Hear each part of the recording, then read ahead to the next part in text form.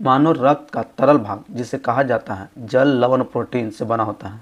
अब तो मानव रक्त का जो तरल भाग है उससे क्या कहा जाता है, जिसमें मिलता है आपको क्या होता है, जल रहता है, लवण रहता है, आपका प्रोटीन रहता है, ये तीनों आपका उस तरल भाग में मिलता है।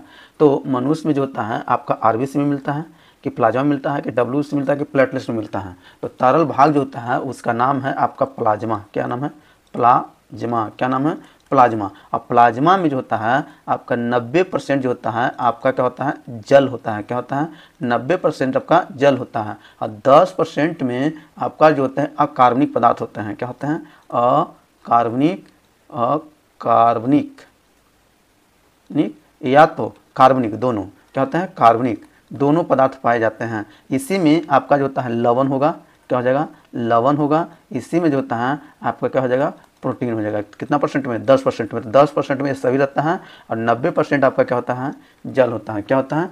जल होता है। इसलिए जो होता है आपका यहाँ पर राइट आंसर कौन सा है? Option number B.